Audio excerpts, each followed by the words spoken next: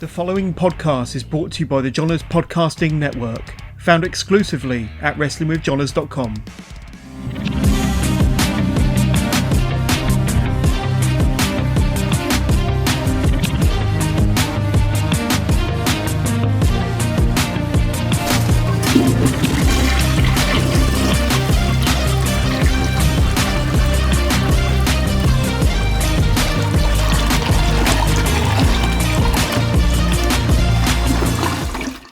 This is Brad Marcus, and welcome to another episode of Toilet Side Wrestling Talk. You're in for a treat today because our guest hails from the greatest state in the Union. Of course, I'm talking about Illinois.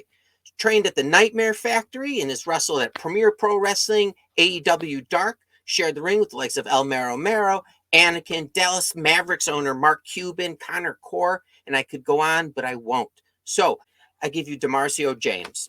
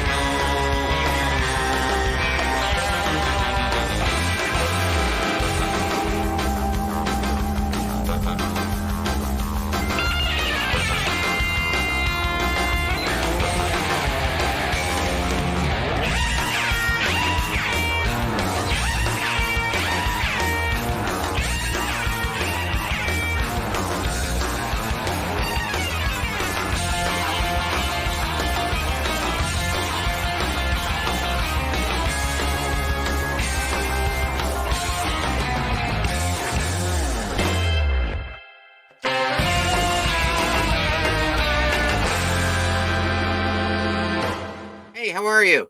Doing good. How are you? I'm doing fine. Thank you for coming on. I really appreciate it. Thank you for having me. Oh my gosh, my pleasure. I was thinking about this when I was watching your highlights. Do you, at this point, do you remember every single match you've had, or is it's long past that point? How many matches I've had? Like, do you remember each of your matches?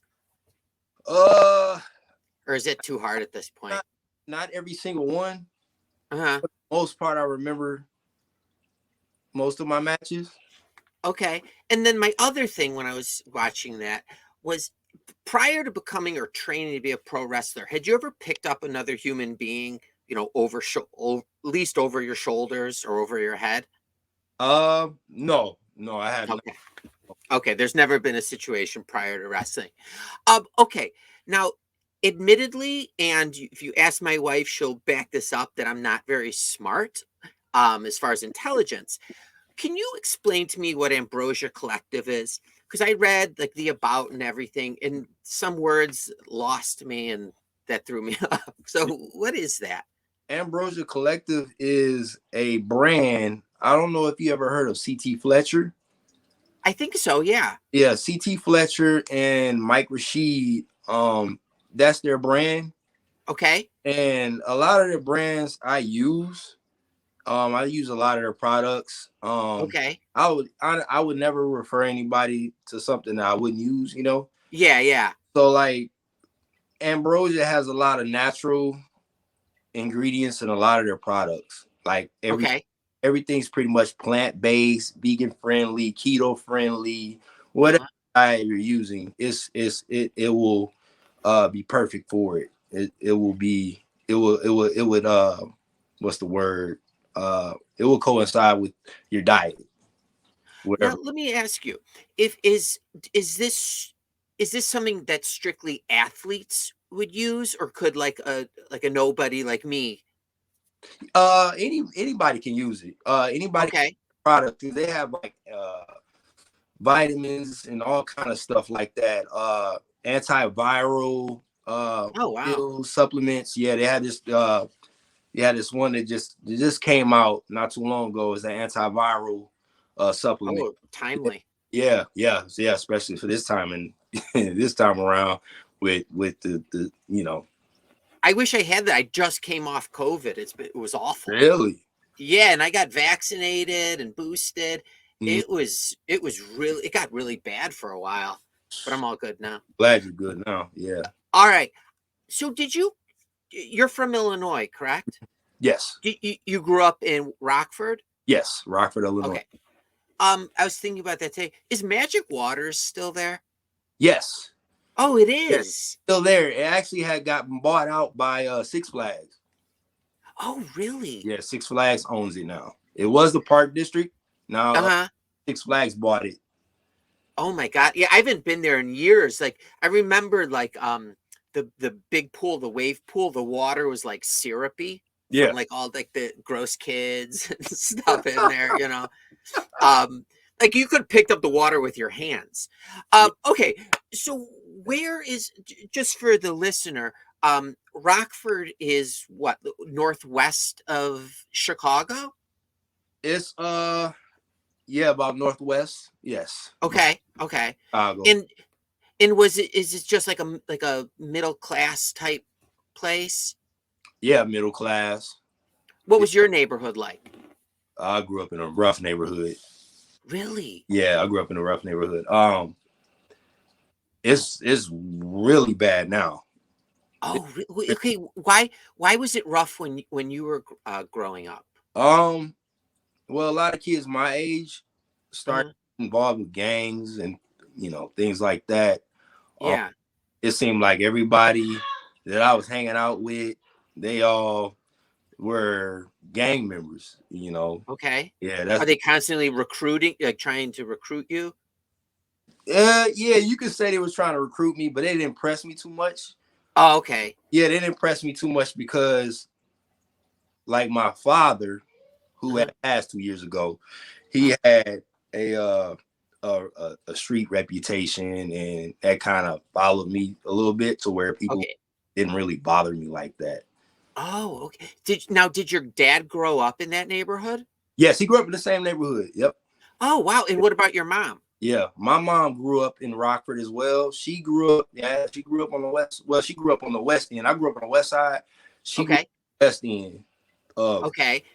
Yeah. Is that a better neighborhood than, where your dad and you and your dad grew up? Oh, it's the same, you said? At the west end is about the same because you have the projects out there. Oh, okay. Yeah, you have the projects there. Were you? Did you go to the city ever? I'm from. Do you know where Deerfield is? Yes. Okay, that's where I'm originally from. I moved a couple years ago. I'm in Champaign now. Okay. Not by choice. And so did you ever go to shows like at like Allstate or Rosemont Horizon, whatever it was called? Yeah, I've been to Allstate and back when it was Rosemont Horizon. I actually been to the Metro Center when they came to Rockford for house shows. Oh, really? Yeah, they come to Rockford. As a matter of fact, the WWE just had a show right before Christmas. They had a live house show. Oh, cool! Right before Christmas at the Metro Center downtown. Well, it's the BMO Harris Center now. Are tickets reasonable? Yeah, the tickets are okay. Because the BMO Harris is not that big at all, like Allstate. Yeah. Oh, okay. At that level. Yes. So yeah, that's where no one would ever take me to wrestling matches, but I would see in the paper all the time there at like Rosemont Horizon when I was growing up. Did you how did your parents meet, if you don't mind me asking? My parents, actually, when they had me, they were really young. They were teenagers. Oh, wow. Yeah, they were teenagers. So by them being so young, they couldn't really, well, how they met was through my uncle, my mother's oldest brother. Okay. Yeah, he's like the oldest out of everybody. Well, out of all the boys. And yeah, my dad and my uncle were best friends. Oh, was that weird for your uncle then? I don't even think he cared, to be honest with you. Oh, okay. Cared. Yeah, he didn't care. Okay. And did you have any siblings? Yes, I wasn't raised with siblings because I'm the oldest. Okay. Well, on my mom's side is three of us. I have a brother. I have two sisters, and now on my mom's side, I got one sister. Okay, so there's you have some some blood siblings Yes. roaming around this planet somewhere. Are you close to them at this now? Closer to my sister on my mom's side. I'm more close. Okay. I don't really talk to my other sisters. I don't know why, to be honest with you. This is like probably just, living our own lives and things like that. Yeah. Did your like your brothers and sisters, did they grow up in the same area though as you? Yeah, pretty much. They pretty much grew up in the same area I did. Okay. So the one that's under me, my sister that's like right up under me, she's 30. She was moving around California, Atlanta. Oh wow. Like that. Yeah, she been growing up everywhere pretty much. Okay. So what kind of what were your interests? If like you're not going to be involved with like a gang, what can you do? Like what held your interest? Sports. Sports, okay. I was raised by my great grandparents. Oh, okay. Yeah, and sports actually kept me out of the streets. Even though sports, like if you play in the parks, you're gonna see a lot of gang guys, gang members. They all play ball too. So I play ball with them guys, and that pretty much kept me out of trouble. Okay. And I was a 3-sport athlete, especially in high school. Yeah, I played football, track, and basketball. Basketball was my main sport. That was go-to sport. Can you dunk? Yes. When did you first dunk? How old were you? I was 12. Wow, was it the most amazing feeling? It was, and then it was on somebody. It was on a person. Oh, really? Yeah. I didn't realize how high I was, and then I saw how high I was, and I just like, because I was gonna lay it up, and I just turned the ball over, boom, and then it was over with after that. Did you then start practicing different dunks?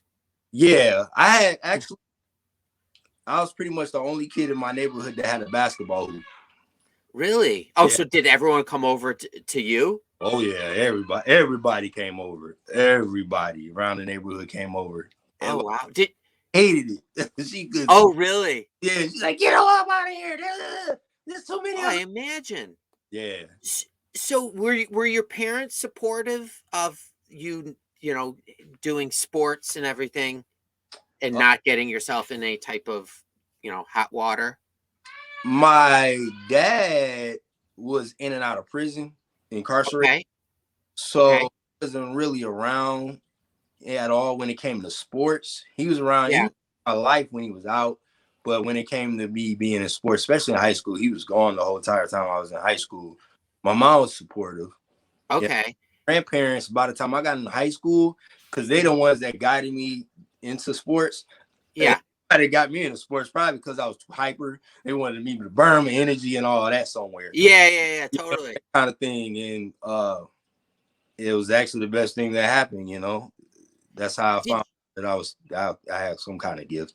Yeah, exactly. That you're talented. Did you ever visit your dad while he was incarcerated? When I was a kid, I did, yeah. Now, did you feel like you were missing something? Oh yeah. Like that was present.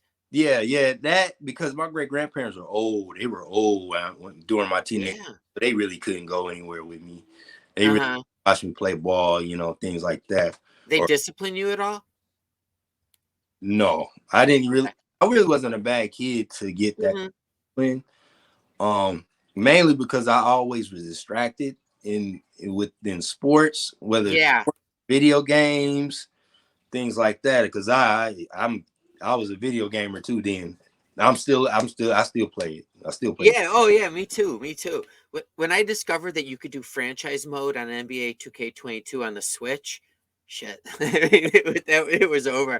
I go to the bathroom for a long time now, and I just put that in. Perfect spot. Yeah. Or some people might consider it hiding. But it's just relaxing. Anyways, real quick, are you a Sox or a Cubs fan? I'm a Cubs fan. Oh, God damn it! All right, well, let's move on.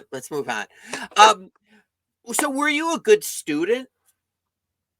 Or decent enough where you could still participate in the like high school sports? I was good all the way up until maybe my second half freshman year into my. Then I ended up becoming. I had a lot of stuff happen because during my freshman year, because I got when I got recruited to Auburn High School. By the way, that's where I don't know if you ever heard of Fred Van Fleet, right? Of course. That he's okay. He went. Oh, that's where he went to high school? Yes, he's from Rockford. Was he on Wichita State at the time while you were there? He was a kid. While you were in high school? He was a kid. He was real little. Oh, he was still young then. Yeah, he was still young. Okay. Yeah, so like I met Fred when he was real little. We had held a camp my junior year, and he was there with his brothers, and that's how they were able to that's what actually made them want to go to Auburn. So they was watching us play. They liked our team, and then that made them want him and his brothers to go to Auburn. Yeah. And could you tell that he was special? Oh yeah. Oh really? You can tell he was special. He was quiet, but you can tell it was something there. You can tell there. Cause they used to watch him and his brothers. They used to come. Their dad was a cop. They used to come and watch us play, and wow. Yeah, it was. And then seeing him now, how he is now, I'm like, wow. Yeah, I mean, was it this past offseason he signed like an insane deal? Like, I mean, like, yeah, where his kids will never have to ever work again. Yeah, underdog. He was undrafted. I know but he was so good in college, and like, who was the other guy? Was it Ron Baker? Maybe. Yeah, it was Ron. In the backcourt with him. Yeah, they were insane. Yeah, they were good. When does pro wrestling enter the picture? Had it prior to high school? Oh, wrestling came into the picture. Well, as far as I can remember, I was like 4. Really? 4 years old. Yeah. Be honest, and you can like vividly remember. Oh, I very well. Like wrestling and basketball were kind of like hand in hand. If I had one at the time, it would have been wrestling. Oh wow. Wrestling. Yeah, because I found myself in situations where this is during the Sega Genesis era. Sure, totally. Hey, you remember Royal Rumble? Of course. Okay, Royal Rumble. I either had to choose Royal Rumble or NBA Jam. I chose Royal Rumble over NBA Jam. Really? That's a pretty big move because when NBA Jam was like at its peak, it was hot. It was an amazing. Yeah, exactly. It was amazing. I remember taking off school or ditching. I don't know what it's called now, to play that with my friends. So do you who introduces it to you, or is it just you flicking through the channels? My great-grandfather. Really? My great-grandfather introduced me to wrestling. I used to remember sitting on his lap on the recliner, and we watched Hulk Hogan cut his promos and Ultimate Warrior going crazy, beating on his chest. Oh, wow. Yeah, and then it'd be, back then it was NWA, then it would end up becoming Championship Wrestling, World Championship Wrestling, WCW. And watching Ric Flair, wooing and going on. And then you got that big white globe in the background. The World Championship Wrestling. I remember. Wow. And I was young. I was like, of course. Years old. Do you look back fondly on that time you had with your, great-grandfather? Oh yeah. He taught me how to drive too. Does he? I mean, I'm. This is probably such a stupid question, but I'm really bad with time. He never saw you wrestle? He never saw me wrestle. Did he know you were going to become a pro wrestler, or was no? He passed way before I even entertained the thought of going that but route. He'd probably be so excited, like now, or knowing that where he is. So, oh my gosh. So what was your post high school plan? Did you have one? My post high school plan was college. Okay. I had went to Rock Valley at first, and then living at home, and then dealing with the because my dad had just got out out okay. high school that summer when I first started college at Rock Valley. He had just, got out. Then he was paroled at my great grandmother's house. Okay. So kind of a distracting, difficult situation to deal with him because he's trying to adjust and then he's trying to step in and be a father. And I'm 18, so I ain't. Yeah. And I'm rebelling against them and, things like that. And sure. Kind of like bad timing for me to be local. I literally had to do something else, like leave and go somewhere that's not close to home. Yeah. Did you have any money at that point? Like where you could like move out and get like somewhere to stay? Oh no. I literally used my financial aid money to take the next step to go to NIU. Oh, okay. Yeah. That following year, it was in 2006. That's when I went. So so you ended up at NIU? Yeah. And how was that? How was that the college experience? It was a great experience. I think I partied a little too much. Yeah, no, but that's when you're supposed to do it. Did you have a fake ID? No, I didn't have a fake ID. No. Okay. Did you ever get carded at a bar before you were 21? I never tried to get into a bar until I turned 20. Oh, okay. Okay, well that's reasonable. Yeah, that's when I started trying to go to a bar. Yeah. I know. What did you study there? Computers. I'm a nerd, so I wish that that's what I studied in college because you can use that everywhere. Yeah. That and Chinese, I wish I had studied as well too. Yeah, Chinese, yeah. I love it. Could somehow generate some money. But so at what point while you're at NIU, did you decide like, maybe I'll try this pro wrestling thing? How did that come about in your mind?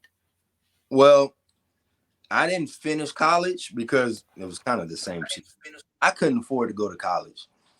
It was just kind of like one of those things where I'm like, I didn't really have, like, my great grandparents, my great granddad, he had dementia. So then it was like that. And then my great grandmother was trying to deal with that. And it was like that, all that going on at home. And, it was kind of rough financially. I work at a memory care community. So yeah, I can't imagine dealing with that, living with that.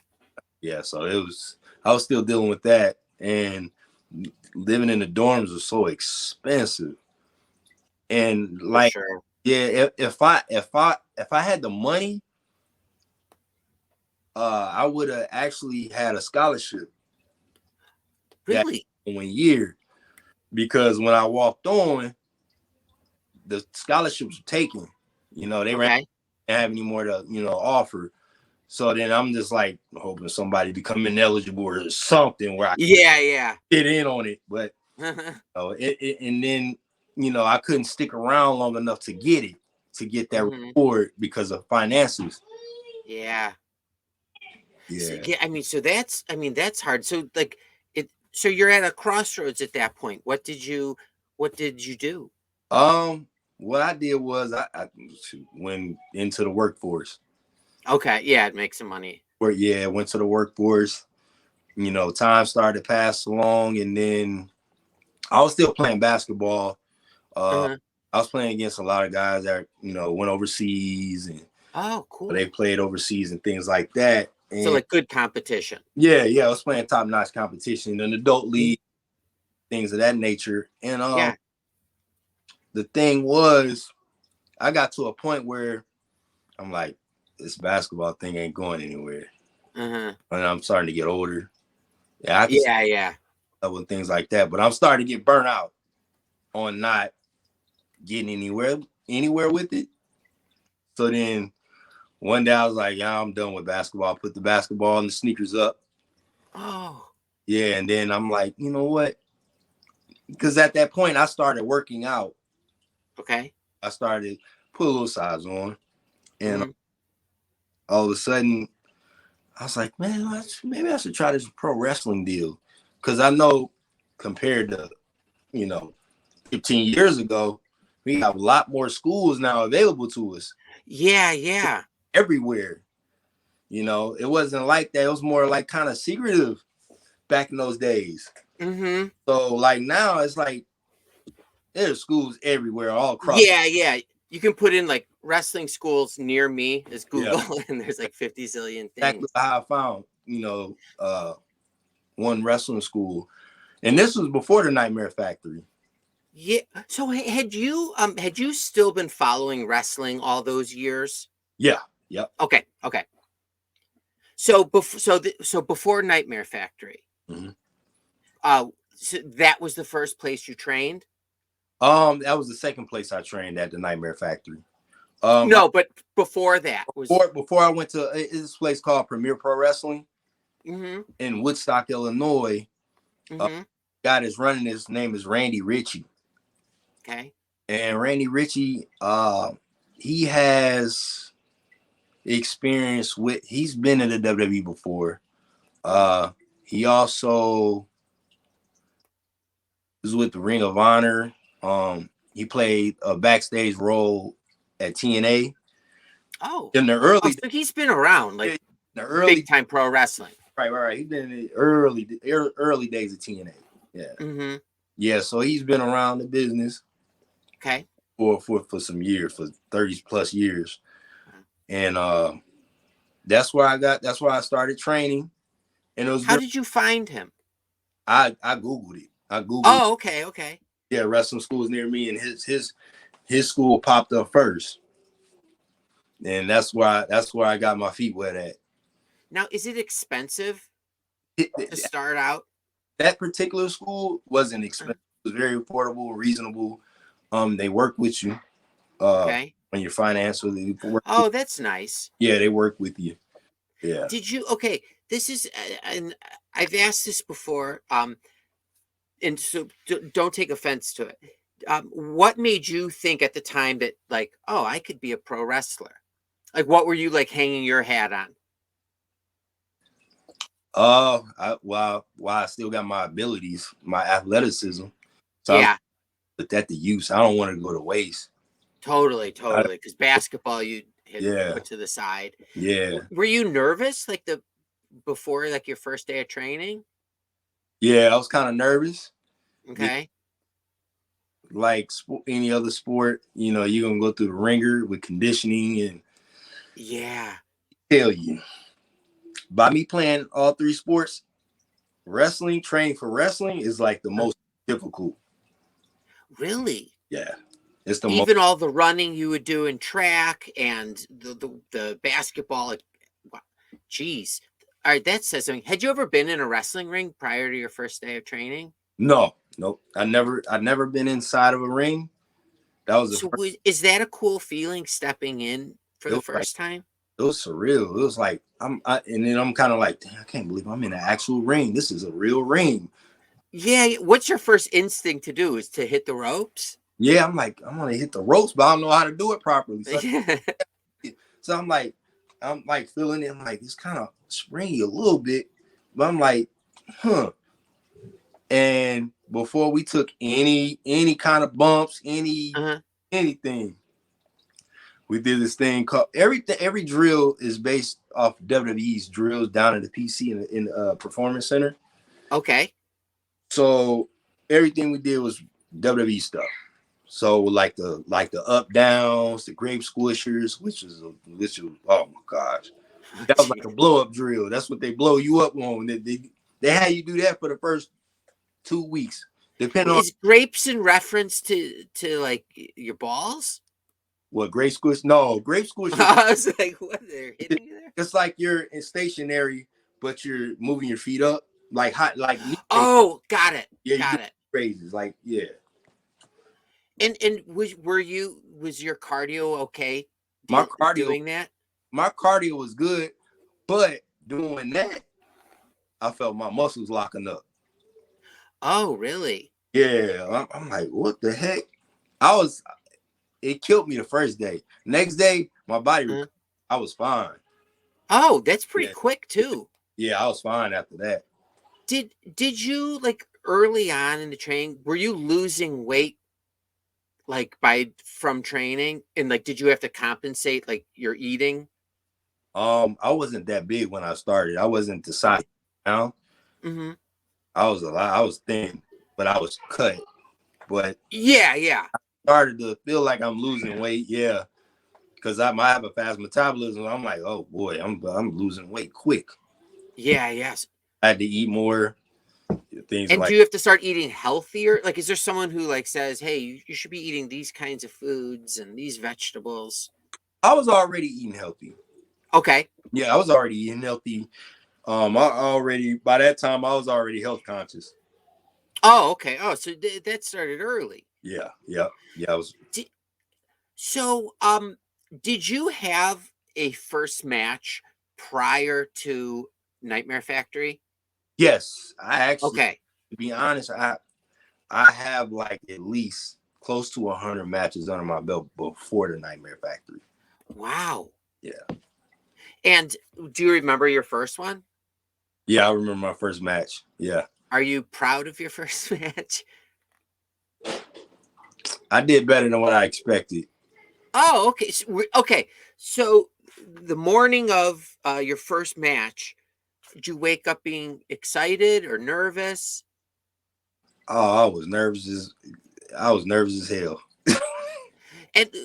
And was the person you were wrestling, were they like a veteran at that point? They weren't really. I wouldn't consider them a veteran because Okay. how he is when it comes to experience, like you be considered green wrestling 2 years, 3 years, you still considered green, you know? Yeah, sure. So most guys there, they already been wrestling maybe 2 to 3 years. Okay. 2 to 3 years, And yes. So and did you tell someone you were ready for your first match, or did they tell you? I guess they figured that I was ready. And it was kind of out of the blue thing, and it was kind of noticed, and I ain't had no gear. I didn't. Yeah, I was gonna ask. I didn't have any gear. So when I found out that I was wrestling that weekend, because I found out the same week. I think I found out on a Tuesday. Oh, jeez. And the match was Saturday. And I'm like, uh-oh. So Did you know your opponent? Yes. Okay. I with him and everything. So I was more familiar with him. Mm-hmm. And I'm like, uh-oh. So then I go on elucha.com and got some pre-made gear. But it didn't come on time because it was coming from Mexico. Oh, jeez. Yeah, I didn't get on time, so I had to borrow a buddy of mine who also trains there. And I had to ask for him because he has some MMA shorts. Can I borrow your shorts, bro? Oh, jeez. Right, yeah. I was like, I'll get back to you. I'll wash them. I'll get back to you. Yeah, that was my next question. If you had to wash them afterwards. No. Yeah, that's how that happened. Yeah. So did you stay in the Illinois area, initially? I stayed at PPW. The thing about PPW, it's kind of set up like NWA was back in the day. It okay. In ring in his studio, and they taping it. And things like it was set up just like that. It didn't go anywhere. They didn't travel. We didn't travel or nothing like that. It was just, you're there. Yeah, like Saturday. Like TV tapings. Yeah, it's the same thing like that. TV tapings. Yep. Did you eventually end up getting your own gear that you design? I did after I left Premier Pro Wrestling. Okay. And can I ask why you left Premier Pro Wrestling? Well, and there's no knock against them. Sure. No knock. I'm not gonna throw them under the bus. Yeah. My experience, I saw it was no. My goal was to wrestle is to get to a high level. I don't want to be just there and just doing this every weekend and just be stagnated and not getting anywhere with it. and some kind of success out of it, because that's when I realized I was like, I need to go ahead and step away from here. That's when I put on that's when I put on more size. I took a break. I took a break and got my mind away from it, because at that point, I was wrestling all like about a year and a half already. And a ton of shows. Yeah, I mean, a ton of matches. Yeah, a ton of matches every Saturday. It wasn't like a once every Saturday. Wow. Yeah, so that's how I was able to accumulate so many matches. Yeah. In 2 years, for sure. Yeah, like, that's how I was able to communicate. Like, it was just back-to-back Saturdays. It was just nonstop, But when you left there, did you think that you weren't going to wrestle again? No, I knew I was going to wrestle again. You just wanted the break? Yeah, I just took a break. I just wanted to get my body right. I wanted to get more size on, because I felt like I was too small and I was getting hurt. I was starting to get. Oh, really? Yeah, I was starting getting these little nicks and here and there. It didn't stop wrestling. I just felt like I need to put more size on. A certain style, that like how I use a power style now, like using my strength, I didn't have back then. Yeah, I didn't have that. I was more acrobatic, doing like R-Truth type stuff. I did the same thing. Same thing. Some of the same moves he did. That was more of my style back then when I was small. Okay. An R-Truth type of style. And I was just building my body up, building it up, and then I looked up. I put like 30 pounds of muscle on. How quick? It was in a matter of 6 months. Oh, wow. Yeah, it was in a matter of 6 months. And so my stepmother, now my stepmother asked me, she's like, this is my dad's will. So she was like, what are you going to do? What are you going to do about this wrestling? I was like, look, I was thinking about going back to Premier Pro Wrestling. And then some other indie guys that I was friends with, they was like, dude, you don't go back over there. You need to go ahead and try to hit up QT Marshall and try to see if you can get a Nightmare Factory. I'm like, how the heck I'm going to contact QT Marshall? His number just lying around. And that's a big jump. Yeah, I'm like, damn, it's a huge jump. So I'm like, so then she looked it up. She looked the website up on Facebook and got a number off of there. So I'm just sitting there, and, I'm playing on my phone. She dialed a number, the phone ring, and it rang, went to voicemail. Okay. So then it's about a minute later, that phone number called right back. Did you leave a voicemail? She did leave a voicemail. She did the phone. And I'm like, what are you doing? I'm like, who are you leaving a message to? She don't even know. So then I'm like, oh, okay. And then that number called right back. And she had the phone on speaker. So then she's like, hey, this is my, son DeMarcio. I'm like, who are you? You just talking? And I hear the guy's voice. I'm like, you just talking to some random white guy. You don't even know who the guy is. You just talking about, some like any proud mother, that like to brag about their kid. That's exactly what he did. And I'm like, oh my goodness. I'm like, whatever. And then the guy asked to talk to me. So she gives me the phone, still on speakerphone. So I'm talking to him.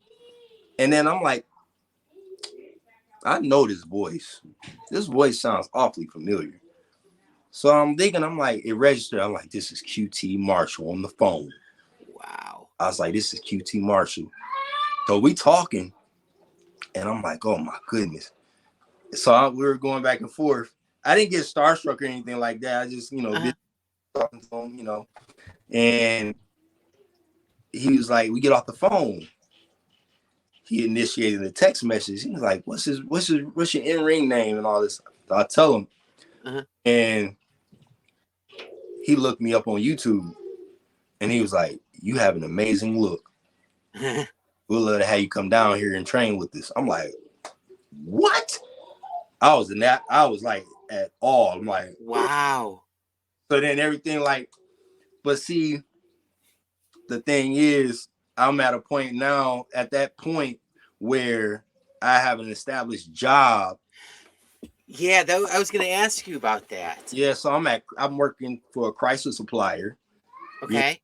Yeah, team leader, I'm with management. Your responsibilities. Yeah, I have a 2-year-old kid. He's like a year and a half at the time. Okay. My son, I got my son, and I'm like, what the heck, man? I don't know what to do. I'm like stuck. I'm like, nah, this is a big life change. Yeah, it really is. Life change. I'm like, this is a big deal. And then with the Nightmare Factory got with AEW tied to it, they're like, so I'm like, huh. So now I tell my stepmom, I'm like, I don't have that kind of money to be Yeah, is it expensive like for like a prestigious like training school? Oh yeah, it's expensive. It's expensive, more expensive than what, at Premier Pro Wrestling. But so go on. But I understand why. Okay. You're getting the best coaching. Not only getting the best coaching, you're getting trained by an organization that trains top athletes around. Yeah. Literally, I don't know if you ever heard of Chip Smith. Are you a Bears fan?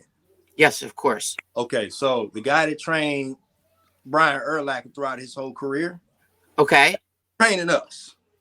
Really? That's who's training at the Nightmare Factory. They have that. Yes, they have that that program with the Chip Smith program. Uh-huh. They're going and using it, they're training us the same mechanics of what we use and how to, like with wrestling. It coincides with the type of style we're not doing football kind of training, but we're being trained according to, what we're going to do in the ring overall. Yeah. Get ready for the ring and to get that strength and that speed, and it's working that it's top notch. Mm-hmm. And do you at the time recognize that like, wow, I'm in like a very unique situation? Yeah, I definitely did, especially meeting Cody and having to be trained with QT and Cody Rose, and those guys are they're great teachers. They're patient too. I love that. They're patient. Are you able to like at that time separate being a wrestling fan and that you're being trained by a pro wrestler compared to you're getting training? Like were you starstruck in that sense? I honestly wasn't starstruck.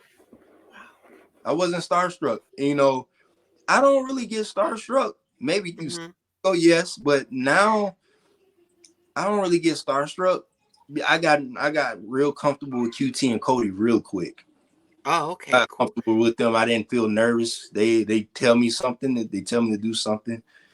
I do it and not be nervous about it. I was actually comfortable in the ring working with them. I did. We did a drill. It was like a selling drill on how to sell. And yeah, I had Cody giving me heat, and I had QT giving me heat. It was pretty cool. Wow. It was pretty cool going through those things. They take their time and work with the students. At your original trainer, was character development part of that training? With the Nightmare Factory? No, prior to that. It's more freedom. It's whatever you want to do. Okay, so at Nightmare Factory, do they actually, have, speaking drills or working on your character? We have promo classes. Yes. Oh, hold on one sec. My Oh, I'm back. Sorry, I'm back. Oh, So, um, Nightmare Factory, what did you do with your day job? You kept it? I didn't keep it. Now, Okay. you know what? It was one of those things where it was perfect timing. Oh, okay. We were shut down because of the semiconductor chip shortage. Oh, wow. Okay. But I was getting paid still. Oh, that's awesome. So I just went down there still getting a paycheck. That's great. So you were able to kind of like establish yourself like outside, outside of training and everything. Being able to keep up with the meal plan because they give us a nutritionist. So they get it. Oh, wow. Yeah. So that's so why this was a night and day difference, Nightmare Factory compared to your first train. Absolutely. Mm-hmm. Absolutely. And did you notice that like as soon as you walked in? Oh yeah, absolutely. Absolutely. Because you got 4 rings, you know, you drills. It was things that even though I came in experienced, and they already knew I came in experienced. They already knew I had some experience in wrestling. There's quite a few of us that were experienced, but the way, it was. I didn't understand like how much little detail that I had missing. It can be something small as getting into the ring. Is a certain have to get into the ring or anything like that I didn't know about because I didn't get taught that at the other school. Yeah. It's little things like that is important. And we got Coach Glacier. I know Yeah, of course. Sure. One of the trainers there, and he's like, it's the small things that people look at. It's a lot of small things that matter. And he is absolutely right about that. There are a lot of things that I didn't even know that I was kind of really oblivious to it. Like, yeah. That's how I'm supposed to get in there like that. I like, and not. It's one thing of not knowing the purpose of it. It has a purpose to it.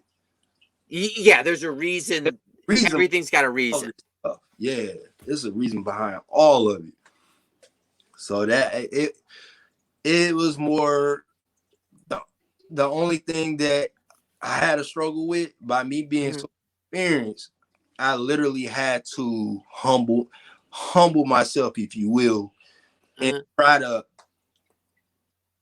kind of really start all over again. Because it's a completely different style of teaching. It's not it is a complete style, different style. They care more. What was that? They care more. They care. They than my previous school. They care a lot more because they teach you more psychology. Hey, you need to go ahead and do this, and you get critiqued.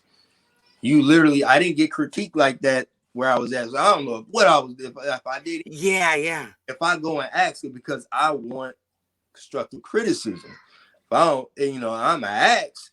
And then I get something. I'm like, man, I don't know about all that. I don't know if you did good. I'm like, I'm not.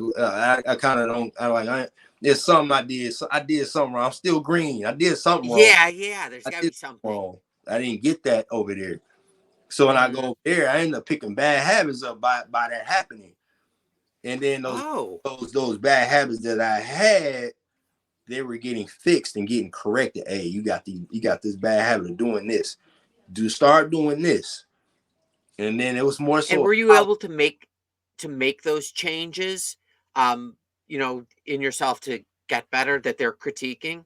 Yeah, I'm more coachable. I'm like my athletic background. I'm more used to getting coached, so I can go and be like, I want it bad. So I'm like, I'm gonna do this. I'm gonna switch up this bad habit. And my bad habits, like I changed my bad habits immediately.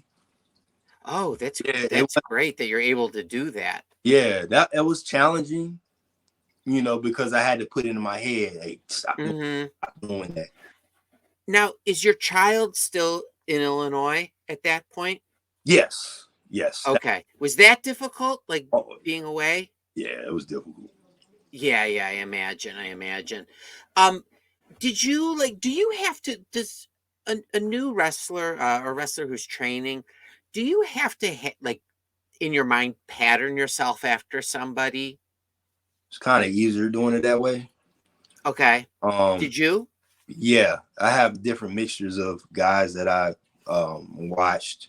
R-Truth. Yeah, R-Truth was one of them. Booker T, Sting, Shawn Michaels.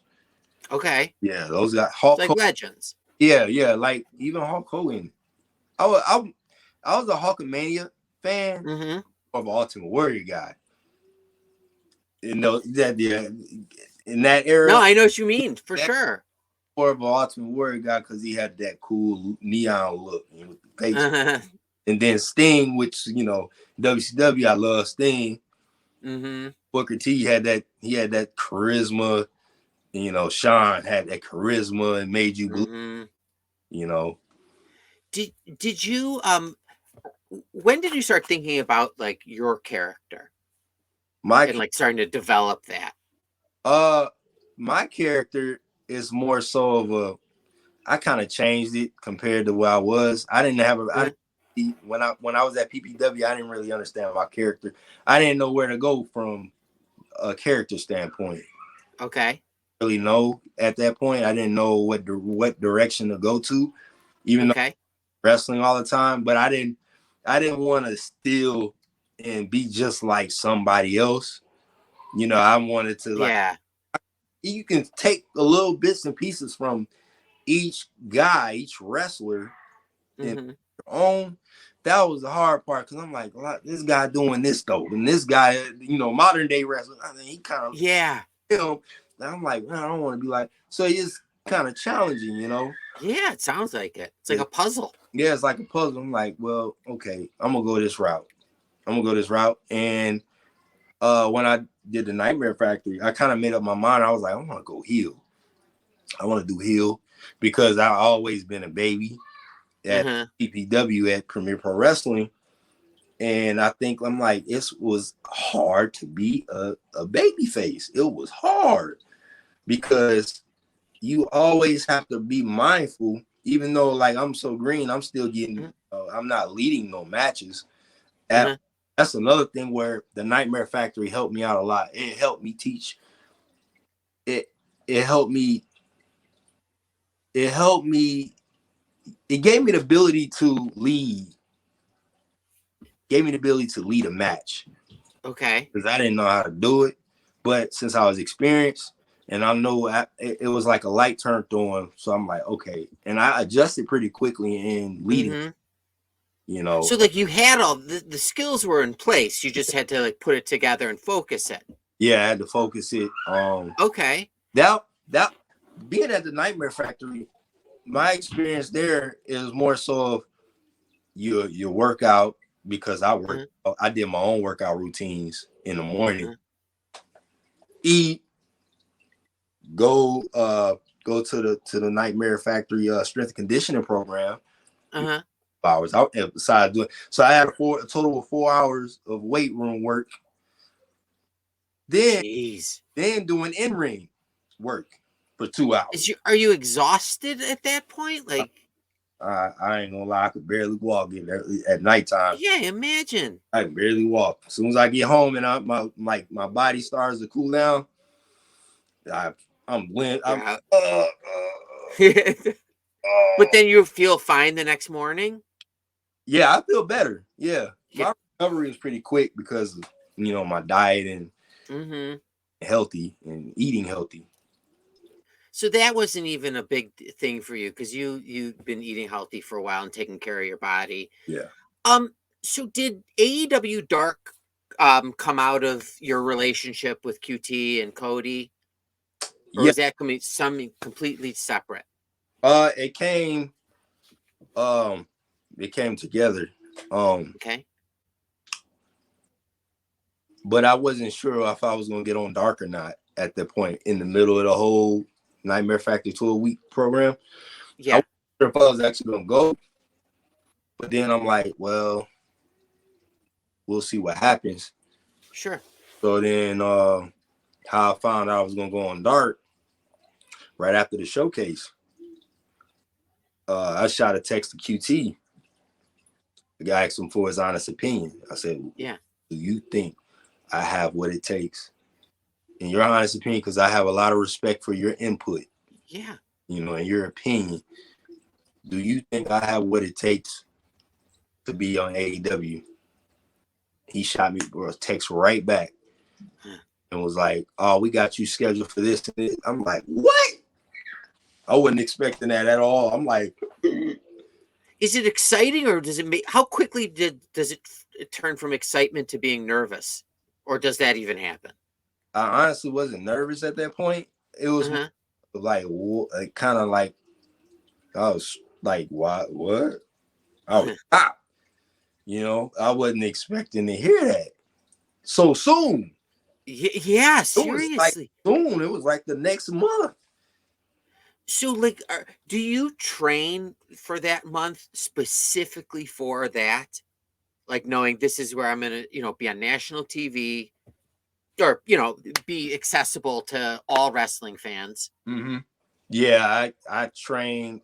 I have a buddy that has a ring in Rockford. And oh wow, yeah, I go there and get some in-ring work, do some drills, things like that to get myself prepared for them. I ain't know who I was going against. So I'm like, man, I don't know if I'm gonna have a 3-minute match or a 6-minute. I didn't know where that was gonna go. But is it backstage there? Are you like, oh, there's so and so and there's so and so? Like, is your mind doing that? I can't believe I'm standing next to blah blah blah. Backstage is like something I never experienced before. Okay. It was an experience to where, yeah, you see a lot of guys you see on TV every week. Guys that you watch, even from the WWE, that can transition over to AEW. It's like, okay. I didn't get starstruck or anything like that. I ain't going like this. Yeah. I didn't do that. I wasn't at this point in my stage of my life and career.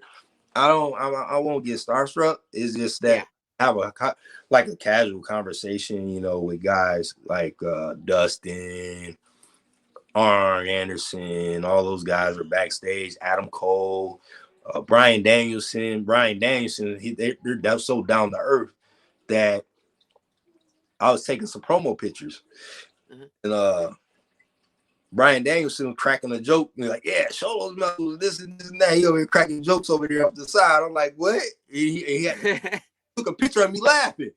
It literally caught me laughing because of what Bryan Danielson was saying. He's like, yeah, show those muscles. Yeah, just like that. I'm like, and I started laughing because I was trying to be serious. I'm trying to flex. And then up there, like, I laughed and they caught me laughing. Now, do these the veterans there, do they, after your match say, hey, you did great, or you should do this? And like, did they offer advice, or was it kind of you finish your match and just go your own way? The producers, soon as I went backstage, the producers came straight to me and thought that, yeah, you should do this. The only criticism I got, everything was perfect. They said I need to throw my punches harder. That's the only thing they told me. Oh, okay. A lot harder than I did because of my. Is that easy to do? Easy to make that change? Yes. Okay. It is. Yeah. It's like that.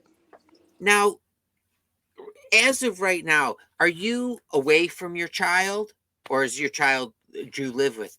I'm here right now, presently with my child. Yeah. Oh, okay. How is it a boy or a girl? Boy. Has he seen you wrestle? He's seen me wrestle. He was like not even a year yet. He had to be like 10 months old. Okay. Wrestle. And I can remember when he saw me wrestle and I stood on the ropes. I was on a turnbuckle in my intro and I was just doing this. He looked right up at me because I was like right there above him. Yeah. Was that an amazing feeling? It was a good feeling to see him. Wow. Even though he probably didn't know what the hell was going on, but he was like, he knew who. So what? So he knows you're a professional wrestler. Nah, he doesn't know. He's not, because he's too young. Young to know. I've forgotten all of like the benchmarks for like when they start walking. Like it's all blurred He to wrestles. me now. What was that? He wrestles. Oh, really? Wrestling his older brother. Oh, that's pretty awesome. Taking him down. And does your son's mother, is she okay with that? Yeah, she's real supportive of it. Oh, has she seen you wrestle? Huh? Has she seen you wrestle? Yeah, like in person? Yes, yeah. She brought my son to the show when that day. Cool. Saw me wrestle. Did what's the best part of being a professional wrestler? The best part about being a professional wrestler is you meet all kind of people. You meet amazing people. Yeah, I imagine. Yeah, I mean, wrestling has a bad stigma also about, oh yeah, well, you meet a bunch of a-holes and yeah. That's long.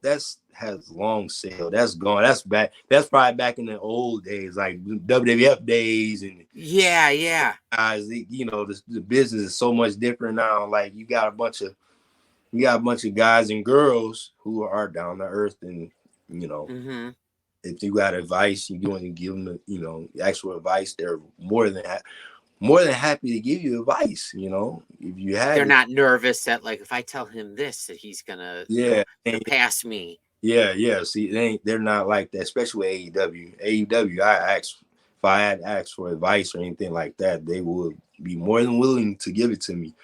That's awesome. Especially QT and Cody. Those two are awesome. They're awesome. Yeah, that's amazing that you've had and are having that experience compared to a lot of like professional wrestlers who aren't even close to having relationships like that. Yeah. All right. We've learned a lot, and I'm going to let you go in a minute. Okay. Can I ask you 5 non-wrestling related yes or no questions? Sure. Okay. First one is, can you read hieroglyphics? Oh, no. Okay. Oh, have you ever cried during an Ashton Kutcher movie? No. Okay. For $1.1 million, would you eat a pack of cigarettes?